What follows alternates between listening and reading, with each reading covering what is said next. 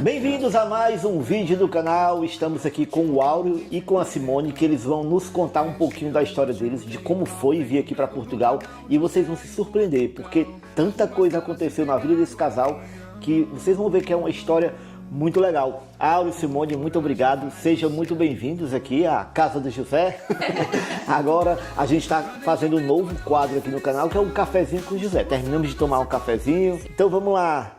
Quem foi que veio primeiro dos dois aí, que eu já estou sabendo? Foi a Simone. Simone. Eu cheguei em março, né? No dia 21 de março. E essa mudança foi muito difícil. Porque em todo o tempo de casado que a gente nunca viajou separado. E quanto tempo de casado? 24 anos. 24 anos. Olha, quem olha para eles não tem quem diga que tem 24 anos de casado, né? A ideia de vir um na frente já existia ou foi por acaso? Não existia. Em todos Vocês os queriam vir momentos juntos? que a gente estava se preparando para vir para Portugal, era vir juntos os dois. Tudo era nós dois. Quando começou o processo, que partiu dele a ideia, ele que foi estudando, eu fui ficando de stand-by. Porque eu falava, ele sabe de tudo, eu tô tranquila, né? E aí, quando chegou o meu visto em fevereiro, que o dele não chegou, bateu o desespero. Você ia tomar a decisão de vir ou não. E ele falou, Simone, e agora? Como que você vai fazer? Você vai, você não vai esperar o meu, e se o meu não chegar? E passou fevereiro todo, quando chegou no começo de março, eu falei, olha, tem uma opção de ir. O não tem como. E vai ser difícil. Ele falou, mas você vai? Eu falei, vou. E tanto que eu cheguei, eu tive muita sorte, assim, sabe? De conhecer algumas pessoas. Uma amiga minha que já estava aqui em Lisboa, que ela me deu suporte lá. E depois que eu vim pra cá, pra Fradelos, onde eu tô morando. E senti, não vou mentir, eu senti muito a falta dele. O impacto ali, né? Sozinha, você chega ali, uma coisa é você ver nos vídeos, né? Você acha, quando a gente assiste os vídeos, a gente acha que já sabe tudo, legal, muito bom. Mas quando chega aqui, é outra coisa. É outra coisa, é todo um processo. A gente procurou se programar, entender, estudando bastante antes de vir, mas a todo momento vivenciando a ideia de, vamos chegar junto, vamos passar por tudo isso junto. E quando saiu o visto dela, aí passou uma semana, não saiu o meu. Passou 15 dias, não saiu o meu, e o consulado entrou em greve.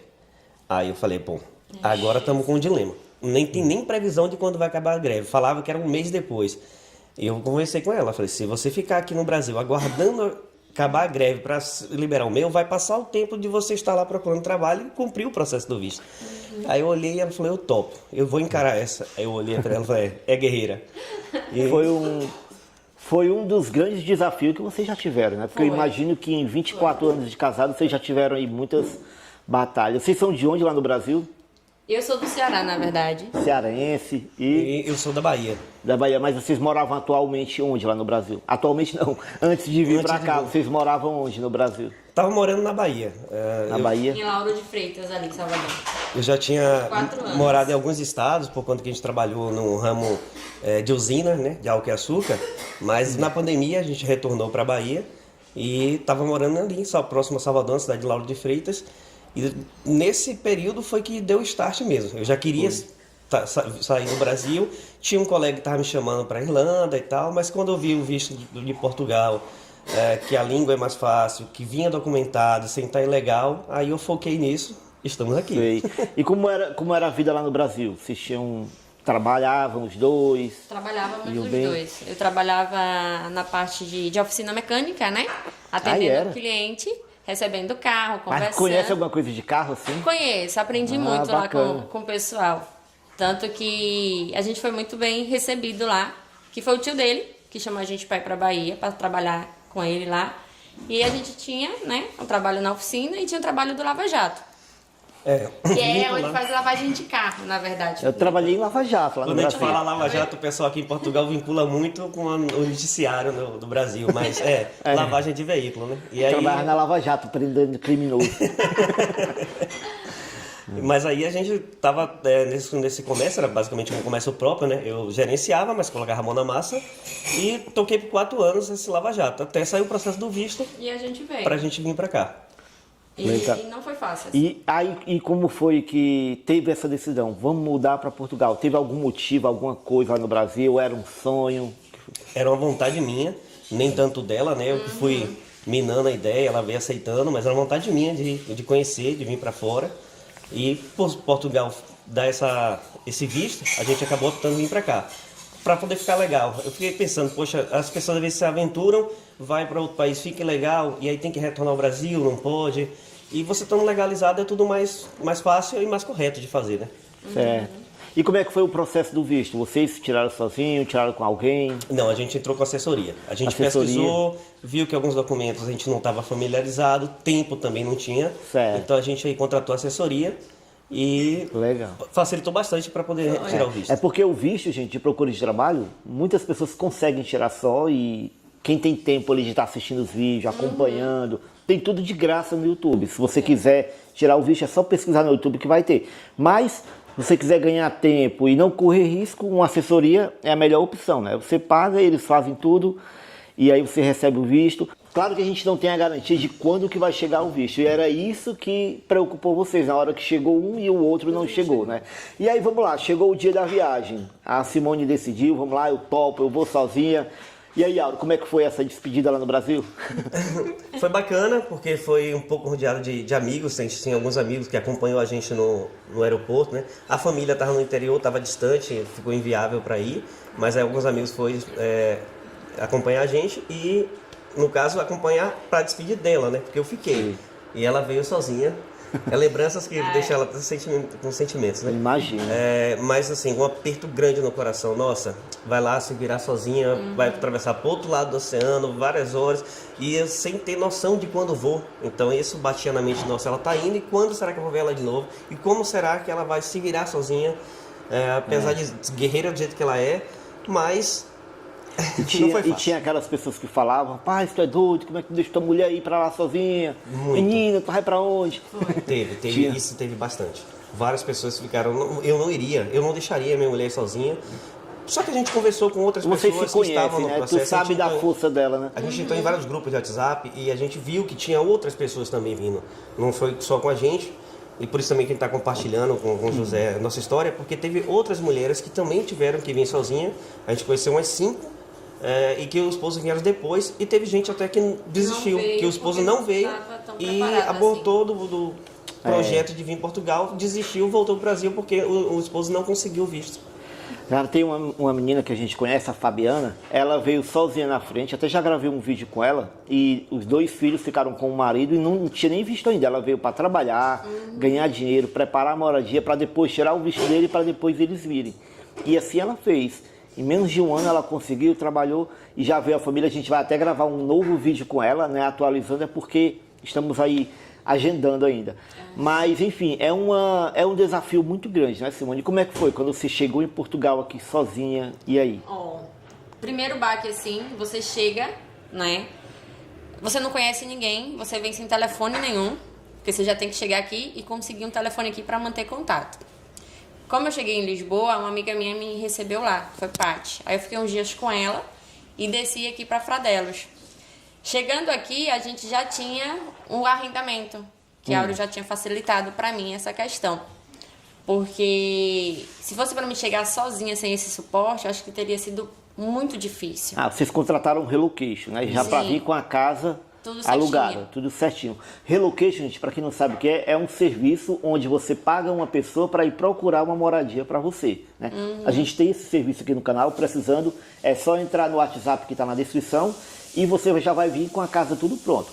Tem pessoas que optam em não pagar um relocation porque relocation é caro, a gente sabe que não é barato. Principalmente quando a gente está lá no Brasil, em real, quando vai converter ali aquelas centenas de euros, dá muito dinheiro. Exato. Mas você paga pela segurança, né? De chegar e já ter um lugar para ficar.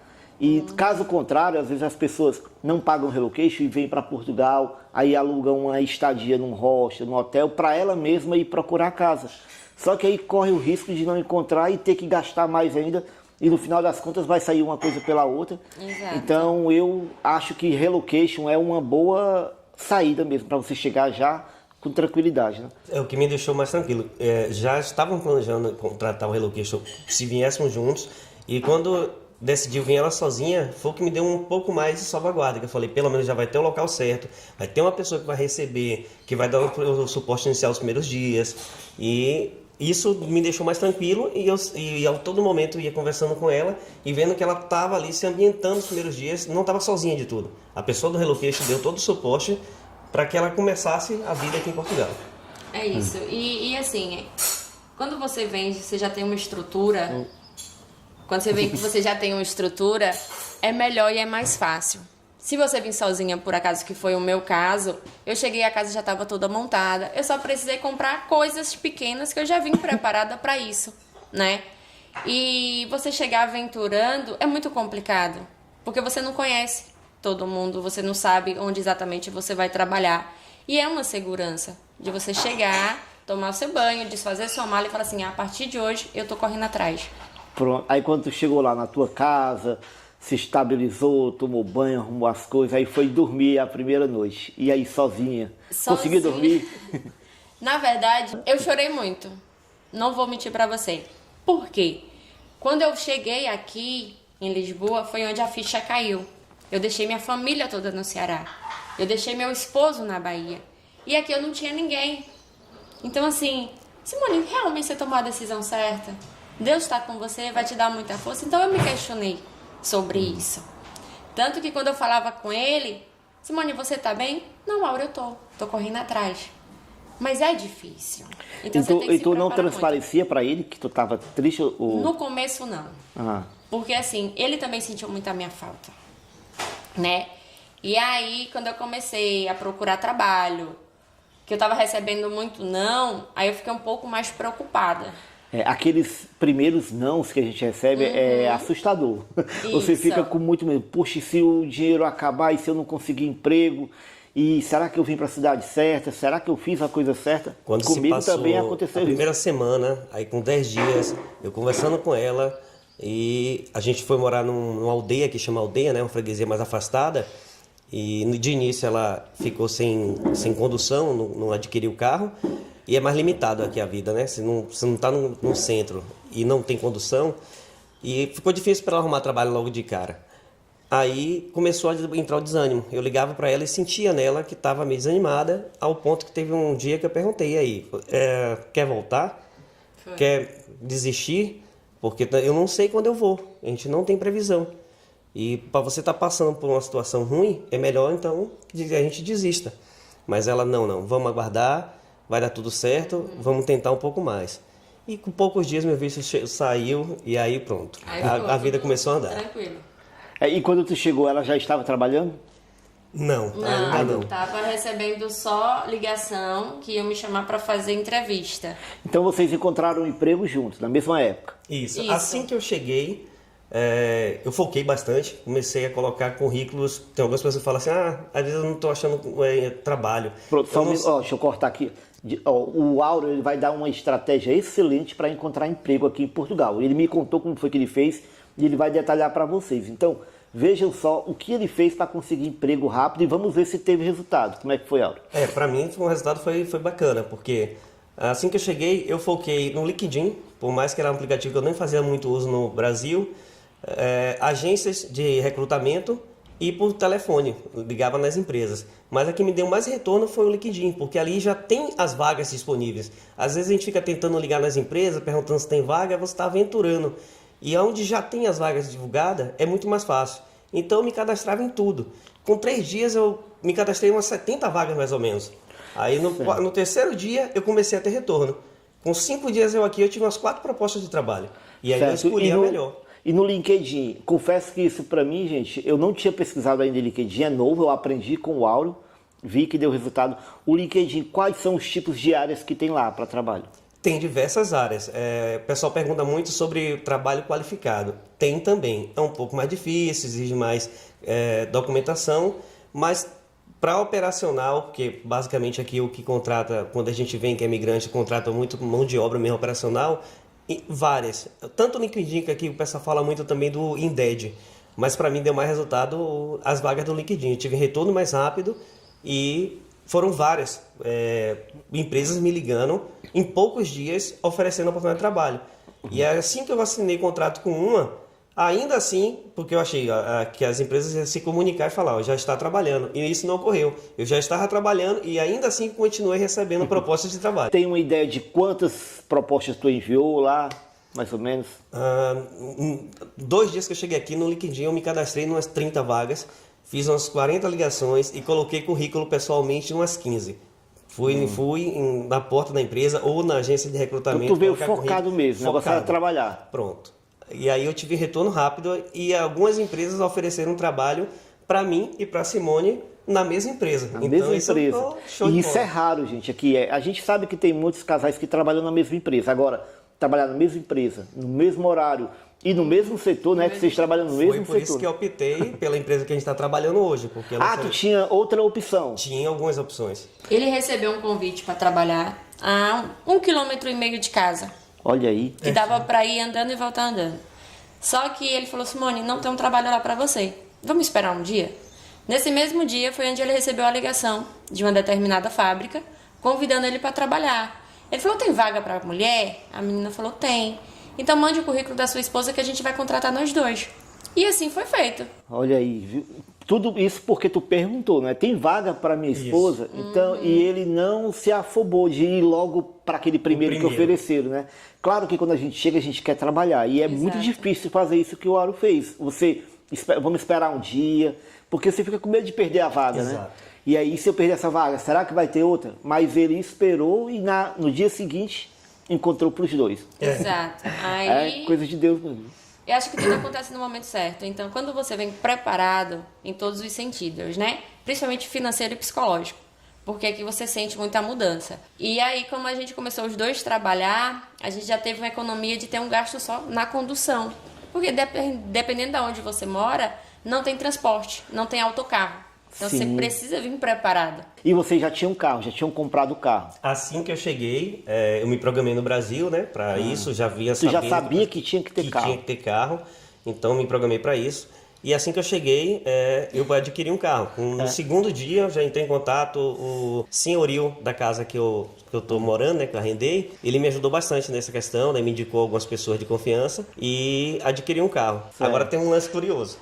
Antes dele contar esse lance curioso do carro, que é bem legal, eu queria escutar da Simone como foi aqueles dias que você passou sem ter um carro aqui, como é que era? Então, o que acontece? Eu saía da minha casa para ir para um ponto de ônibus, né? Ponto de autocarro. E geralmente demorava mais ou menos 40 minutos a 1 hora. E o trajeto era de Fradelos para Famalicão e de Famalicão que eu ia procurando outras rotas de ônibus para ir para outros lugares. E fiquei por mais de 15 dias nessa situação de andar de autocarro. E ele, Simone, compra um carro. Simone, compra o carro. Eu falei, Auro, não vou comprar o carro agora porque eu não sei exatamente onde eu vou trabalhar. Então, eu tô conseguindo me virar de autocarro. Mas, para as entrevistas que eu tô fazendo, todo mundo pergunta se eu tenho condução própria. E eu falei que tenho. Porque já estava engatilhado, porque já estava com dinheiro para comprar o carro, né? Exato. E já estava vendo alguns carros também. Eu só não tinha fechado o negócio. E o senhorzinho da casa, ele me deu muito apoio. Às vezes, quando eu precisava em Trofa ou em Ribeirão, ele me levava. E aí, eu conheci Vanessa, que se tornou uma amiga minha. No dia que eu tava bem chateada, bem triste, né, de receber não, ela me chamou para tomar um café. E aí, conversando com ela, você sente que um brasileiro ajuda o outro, na melhor palavra, no conforto. E todo mundo tem o seu processo. Então, quando eu conversei com ela, ela falou, Simone, logo, logo ele vai estar aí, confia, vai dar tudo certo. E me deu uma injeção de ânimo para continuar. E às vezes não, sempre, quando a gente está aqui em Portugal sozinho, um simples café que você toma com um conterrâneo ou com um brasileiro de outra região se torna algo muito bom, né? Muito valioso. E que lá no Brasil a gente não tem noção desse valor, de uma companhia, um contato com uma pessoa, mas aqui em Portugal isso se torna muito importante e necessário. É por isso que eu sempre faço questão de quando a pessoa chega, a gente está ali, convidar para o canto, vamos sair, vamos passear, porque isso faz a diferença ali no começo, né? Tem que ter isso. E esse fato curioso do carro, como é que foi que aconteceu isso? Assim que eu cheguei, com 2 dias mais ou menos, eu adquiri o carro, vi um anúncio no Facebook, entrei em contato com o responsável, fui lá, olhei o carro, gostei, fechamos acordo. Andei com o carro 2 dias, o carro avariou. Era de madrugada, eu estava retornando para casa, uma meia-noite, e o carro apagou. e não ligava mais. Nada que eu fizesse ali no momento resolvia. Tive que acionar o seguro. E onde era? Era uma freguesia próxima da onde eu tô morando, mas é interior, não era no centro da cidade. Era uma aldeia que eu tava em deslocamento para ir para casa. Nossa. Não era no centro, era um lugar um pouco deserto, uma baixada, frio pra caramba no dia. E tive que acionar o seguro, só que o seguro demorou pelo horário. A gente quase que amanheceu o dia na estrada esperando o seguro chegar. Levou o carro para perto de casa, que eu não acabei de chegar, não tinha contato, não tinha nenhuma oficina já para estar deixando. Levei para próximo de casa. No outro dia cedo chamei um mecânico, ele levou um aparelho para diagnosticar e falou: olha, o carro está com um problema aqui nos bicos injetores, é o que deu lá o problema no carro. E neste caso seu, essa particularidade, o carro deu PT. Aí eu falei: por que deu PT? Perda total? Ele porque assim, esse carro seu, quando dá problema no bico injetor, na bomba, tem que trocar o kit todo. Custa aí uns 2.000 euros. Eu falei: eu não paguei isso no carro.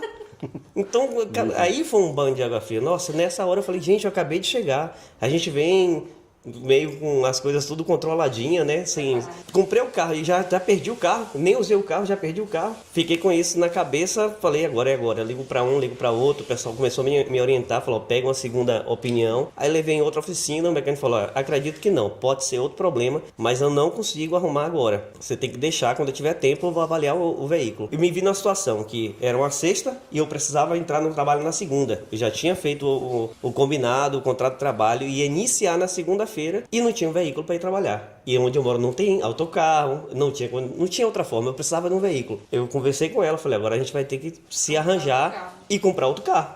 Então, com 4 dias em Portugal, eu tive que comprar outro carro. 2 carros. Agora estamos com 2 carros. E aí, na questão do conserto lá do carro? Depois de uns 10 dias, o mecânico me ligou e falou: consegui arrumar o veículo.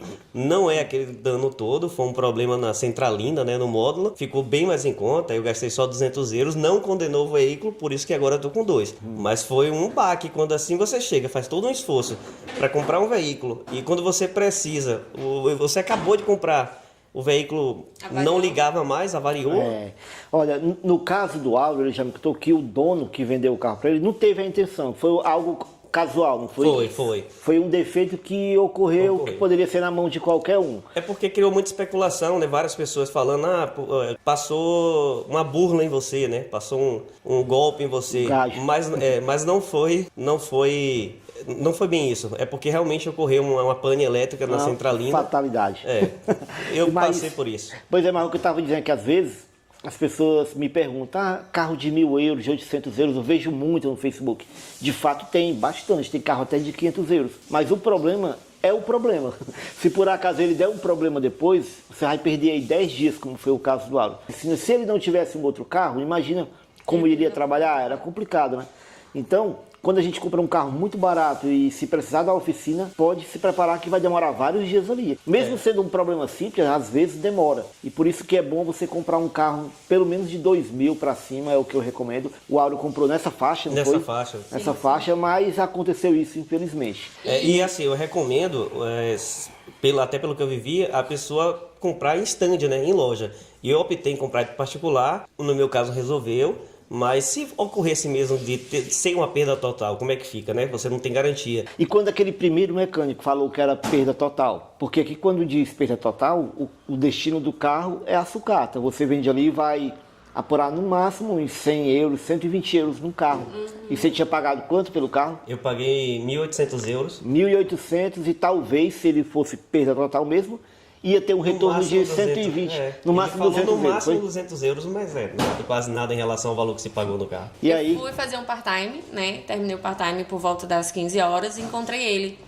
Ele no carro, perto da oficina. Simone, perca total do carro. Aí eu: como assim perca total do carro? Não é. Não, o rapaz veio aqui, fez o rastreamento eletrônico, tem que trocar bico injetor, bomba de combustível e tal. Eu falei: Áureo, não é isso. Eu sei que você tá triste, porque você não esperava esse baque financeiro agora, mas vamos esperar. E não vai ser tudo isso. Você escutou uma pessoa só. E talvez esse rastreamento eletrônico tenha sido a memória do módulo do carro, porque fica registrado se já teve antes ou não. Então essa é uma falha. E vai dar tudo certo, porque a gente vindo de madrugada para casa, o carro não apareceu nada, ele simplesmente interrompeu. Então a gente já trabalhou em oficina e a gente sabe que problemas podem dar. Então não vai ser tudo isso. Acalme seu coração, vamos pegar uma segunda opinião e o que tiver de ser, vai ser. Tanto que tinha outra oficina do lado, a gente chamou o mecânico, né? Seu Adélio, posso até falar o nome dele assim, porque é uma pessoa super gente boa, atendeu a gente muito bem e falou, não é isso. Porque o carro não tá com essa informação toda. Só que eu não tenho como resolver de imediato para vocês, porque eu tô com a oficina lotada, esse carro eu realmente preciso identificar, pode ser um fusível, pode ser um relé, pode ser uma centralina, mas eu preciso de tempo. E como a gente tinha que trabalhar segunda-feira, a outra opção era a gente ter comprado outro carro. Por isso que quem vem para cá, para Portugal, vem estruturado da melhor forma possível, principalmente financeiramente. Porque aconteceu com a gente de ter a avaria no carro e ficar quase um mês sem. Como que você vai trabalhar se você não tem outro carro?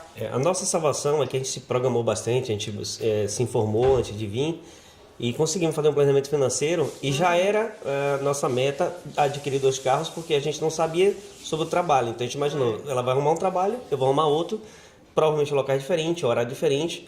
Então não era de imediato, ia ser mais para frente, mas desde o Brasil já programava que ia ter que ter 2 carros. Mas aí acabou que com 2 dias aqui a gente teve que adquirir o segundo carro. E vocês têm 2 carros, mas eu ouvi falar também que vocês têm 2 empregos. Isso. Como é que é isso? A questão do segundo emprego, como é que vocês fazem? Até para correr atrás, né, do investimento que a gente fez para vir para Portugal, eu falei, olha, mano, agora que a gente está trabalhando, segunda a sexta, isso é uma vantagem, a gente trabalha numa fábrica que é de segunda a sexta, folga feriado, e tinha todo sábado e domingo livre. Mas eu falei, eu não tenho por que ficar com todo esse tempo ocioso, então vou procurar fazer um part-time. E comecei a me cadastrar em várias empresas de recrutamento. Apareceu um part-time de contrato também aos sábados e domingos em outra fábrica. E aí eu falei com ela, olha, eu vou abraçar esse novo trabalho. Ela, guerreira, como sempre, falou, olha, eu também vou. Eu falei, não precisa, você fica em casa, cuida das coisas de casa. Não, eu vou também. Pronto, entramos os 2 nesse segundo trabalho. Na mesma empresa também? Na mesma empresa também, só não é a mesma função nesse part-time. Mas está os 2 trabalhando aí em 2 é sábado empregos. e domingo? Trabalhando de segunda a sexta numa fábrica, no mesmo horário, na mesma função. E aos sábados e domingos em outra fábrica, no mesmo horário, só não é na mesma função. E aí folga só quando tiver feriado, né? Isso. Pelo menos assim, por um período, né? O plano de vocês é no começo fazer ali uma reserva, né? Exato. Isso é muito certo, muito bom mesmo. Chega com todo o gás para trabalhar. Depois, quando vê que as coisas melhoraram, aí já dá para tirar umas folgas no final de semana. É isso, porque assim, quando você vem pra cá, pra Portugal, você faz um investimento, principalmente financeiro, né? Então, se você acaba de chegar e começa a trabalhar, você começa a ter uma economia e a viver muito melhor, porque as contas chegam, né? Então, se você não trabalha direitinho, se você não tem um bom planejamento financeiro, você acaba metendo os pés pelas mãos, porque o poder de compra aqui é muito grande. Você vai numa loja, você compra roupa, né? Ou uma bolsa, ou um celular, que lá no Brasil você precisa trabalhar 2, 3 meses ou parcelar ele para comprar. Aqui com um mês, você trabalhando direitinho, você consegue adquirir muita coisa. E eu já ia falar nisso, exatamente o poder de compra. O que vocês acharam ali no supermercado, quando chegaram, foram fazer as compras? Vocês perceberam muita coisa diferente em relação ao Brasil? Sim, a gente já tinha visto nos vídeos, né? Mas aí tivemos a experiência na prática de, olha, não fazendo a comparação, mas quando nos primeiros dias não tem jeito, né? Tudo que a gente ia comprar fazia aquela conversão automática, mas depois eu aprendi a fazer a conversão percentual, que é o mais correto. Mas a gente vê que dá para se comprar, dá para se adquirir várias coisas com pouco, com menos do que a gente ganha no Brasil, né? Então, no dia a dia, para compra, eletrônico, roupa, é tudo tranquilo. A única coisa que pesa aí para o imigrante é o arrendamento. Isso não tem como escapar disso. E o visto de vocês veio com agendamento? O meu visto veio com agendamento para agosto, o dela veio sem, mas eu consegui marcar o agendamento. Foi? Já consegui Olha no aí. próprio site da AIMA. Na semana que a AIMA liberou o portal, e sem eu saber, mas automaticamente eu tentando, deu certo. Só que depois disso ela já recebeu um e-mail que foi reagendado. Tá para outubro, mas está agendado. Mas está agendado, vocês economizaram aí um dinheiro, porque muita gente paga para um advogado fazer um recurso lá e entrar com a ação. E aí é de 500 para cima. Eu consegui alguns e-mails, acho que uns 3 e-mails deu certo. E dos 2 empregos que vocês estão, o da semana e o do final de semana, como é que está o andamento do trabalho lá? Vocês estão gostando? Já se sentem adaptados lá ou tem alguma dificuldade? Não, a gente já se sente adaptado, sim. É um trabalho totalmente novo, porque a gente trabalha em câmara fria. A gente tem que estar disposto a tudo. Então a gente trabalha, tipo um frigorífico, né? Trabalha com mariscos e já se adaptamos, entramos numa equipe, num projeto novo. Só que essa semana a minha líder teve que ser relocada e a supervisora me propôs assumir a liderança dessa equipe. Olha aí. Então eu gostei, assumi um desafio novo, né? A gente entrou junto nesse trabalho, né, na fábrica, e a dificuldade era só se adaptar, porque a gente nunca trabalhou em fábrica de câmara fria. E estamos lá e foi muito bom. E recentemente agora ele recebeu um convite para liderar essa turma que a gente começou. E a gente ficou muito feliz por isso. Porque quando você chega e recebe uma oportunidade, você tem que abraçar. Exatamente. Né? E aí ele ficou, Simone, eu vou. Eu falei, vá, encare essa oportunidade e vamos conquistando o nosso espaço. Porque quando você chega, você mostra que o brasileiro tem uma força de vontade maior. É mais compromissado, gosta de fazer o trabalho bem feito. E as pessoas estão vendo isso, né? E aí ele tá com esse desafio agora. A gente procurou sempre trabalhar direitinho e já tá colhendo frutos, né, do nosso trabalho. E receber essa proposta aí de liderar a equipe que a gente estava atuando. E mais um desafio aqui em Portugal, né? Bacana, é isso aí, gente. Então, vocês aí com menos de quantos meses em Portugal? Eu tô há 3 meses, ela tá há 4 meses. Pois é, menos de 6 meses em Portugal, já conquistaram aí muita coisa que às vezes leva tempo para conquistar, né? Vocês estão numa moradia legal, estão gostando, estão no trabalho, 2 empregos, né? Estão adaptados na cidade, já passearam muito pela cidade ou não? Deu tempo? Deu. Nos feriados. Isso. Nos primeiros meses que tinha o sábado e domingo livre, a gente aproveitou assim. Ontem já foram na praia de Matosinhos, Matosinhos. né? Legal, porque ontem foi feriado aqui em Famalicão. Aliás, em Portugal e no Brasil também. Mas no Brasil é Corpus Christi, aqui é Corpo de Deus, que chama feriado, né? Então, mas é isso, gente. A vida em Portugal, ela não tem segredo. É você chegar, trabalhar, aproveitar as oportunidades, né? E ser organizado, né? Sim. Não adianta a gente chegar aqui com aquele dinheiro que a gente trouxe do Brasil e se encantar com o poder de compra e sair comprando aí tudo, porque tem que ter a reserva, né? No caso de vocês, precisaram muito da reserva, Sim. por causa do carro que deu problema inesperado, mas vocês se saíram muito bem, resolveram ali. E o que eu vejo de vocês dois é que um ali confia no potencial do outro, né? Vocês sabem que se der um problema, tem um outro ali para segurar as pontas. Então eu vejo muito isso em vocês, essa confiança um no outro. E isso ajudou muito, né? E ajuda muito. Sim, com certeza. Ajuda, porque assim, a gente tem uma vida, né, junto. Por mais que algumas pessoas estranhem quando a gente fala assim, a gente é casado. Casado? Quanto tempo? 24 anos. 24 anos? Como assim? Falei, gente, Como assim? Achei que ela tinha 24 anos. Meu sonho. E aí é parceria, é diálogo, é respeito acima de tudo e apoiar sempre o outro. Não existe ele ser melhor do que eu ou alguma coisa. É uma construção. E o relacionamento é isso, né? A gente é bem parceiro. Eu fui construindo isso ao longo da vida, confiança, planejamento. Quando a gente quer uma coisa, olha, vamos os dois. Tá sempre os dois trabalhando, um apoiando o outro. Então, isso é uma coisa que às vezes a gente sente falta em alguns casais. Os casais deixam se desgastar por pouco e a gente não deixa se desgastar por pouca coisa. E a gente trabalha, a gente brinca, mas a gente vive muito a vida. Porque a vida não é só trabalho, não é só dinheiro. Você tem que ter seu momento de lazer com os amigos, né? De sentar num café, porque aqui chama café ao invés de barzinho. De tomar uma cerveja ou um suco e conversar, gente. Porque um trocando a sua experiência com o outro, fortalece. E fortalece muito. E ontem mesmo, que era feriado, quando eles chegaram da praia, fizeram um churrasco em casa, me ligaram, me convidando, foi algo de última hora, eu não pude ir porque eu estava com outro compromisso. Mas é isso, de vez em quando eu também faço esse churrasco em casa, é muito bom trazer os amigos. Isso é algo que tira o peso, né, da nossa trajetória aqui. A gente está longe da família, longe dos amigos do Brasil, e aqui a gente constrói um novo lar. E eu queria perguntar para vocês, aliás, pedir para vocês deixar alguma dica para aquela pessoa, para aquele casal que está lá no Brasil, nesse momento, assistindo o vídeo, assim como vocês faziam, né? A gente está no Brasil, assiste muito vídeo de Portugal, todo canal assistindo ali, e nesse momento tem gente lá pesquisando vir para Portugal e estão assistindo vocês. Qual é a dica que vocês dão? Eu acho que é mais um reforço, porque essa dica é muito dada, é a questão do planejamento financeiro. Porque já conhecemos várias pessoas nesse caminho que a gente veio fazendo e que não vieram estruturada. E aí passam por situações que a gente não passou e não gostaria que ninguém estivesse passando. Passa por alguns perrengues, né? Então, o bacana é quando você, além do estudo sobre a cultura, sobre como vai ser, você realmente faz o planejamento financeiro. Não é só, vou conseguir o visto e ir. Porque imprevistos acontecem. Aconteceu com a gente em relação ao carro, que não esperávamos, mas quanto mais estruturado de informação e calçado financeiramente, você vai ter um deslanchar melhor aqui. Você consegue as coisas mais fáceis. E assim, se você puder realmente fazer o contrato, né?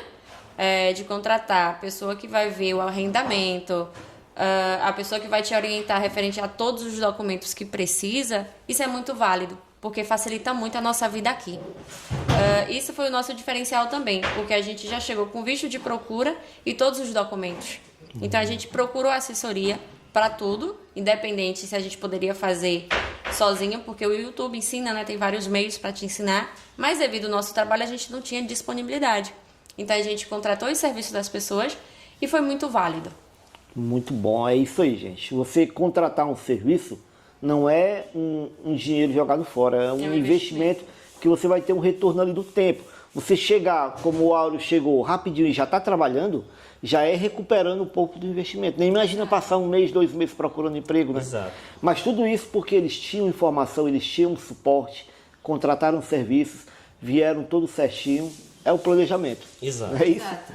Então eu quero agradecer a vocês por esse relato. Com certeza vai ser de grande utilidade para quem está assistindo a gente lá no Brasil.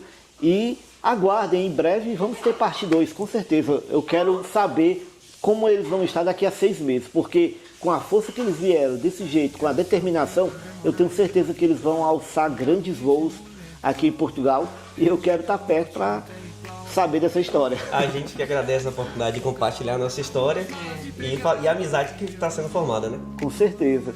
Viu? Então, obrigado pela atenção e eu espero vocês no próximo vídeo. Tchau! Vem morar em Portugal, planejamento é o diferencial.